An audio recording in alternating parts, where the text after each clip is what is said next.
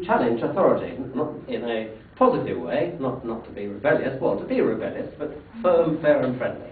Okay.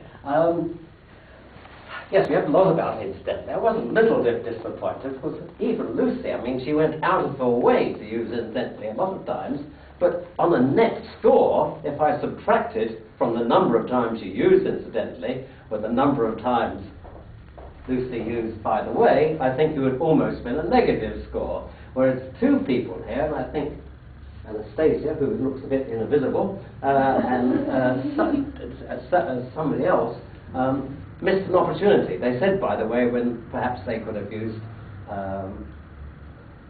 incidentally. So, Anna, you get the prize for that. Mm-hmm. I am desperately trying not to individuate people for the reasons I say, which are all so very good, and if I got too rude to you, you told me to stand here and talk in Russian, which would produce a long and ugly silence.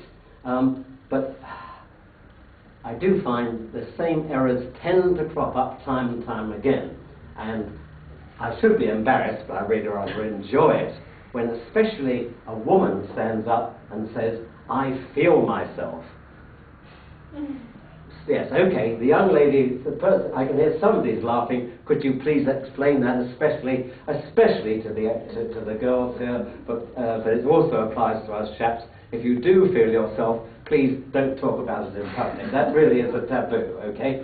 And again, I've discussed this with people. They've assured me that in your grammar books, to feel is given as a reflexive verb. Well, you know, just because it's in the book, it ain't right.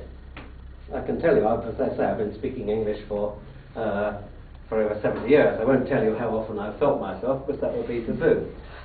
Otherwise, the same errors do crop up, and when do you put the use of the article the, and is, I can't explain why, but I noticed that somebody was talking about the God, when I think he or she was referring to the Abrahamic God, the God which we worship if you're a Christian, a Jew, or a Muslim, yes? So that is the God.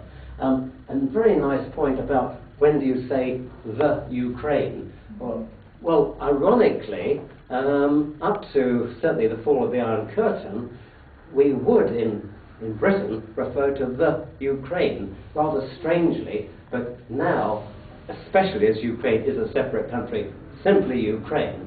And just to remind you, there's a fairly clear grammatical rule, by which I mean, it's a grammatical rule I think I can explain for once. We talk about the United Kingdom, because the word united is in other contexts, can be used with a small u, yes? And the United States. So it's the United States, but America. The United Kingdom, Great Britain, yes? And these days, Ukraine, it's the name of the country. Yes, tell and talk. Tell is, if I got the grammatical term right, is a transitive verb. It needs an object, or at least an indirect object.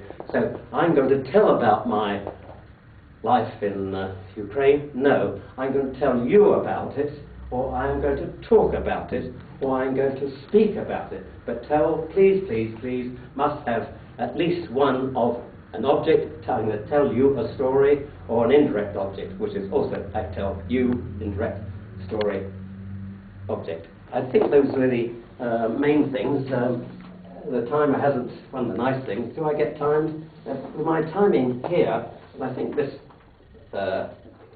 Toastmaster, you might put right, the report is to be given from 2 to 3 minutes.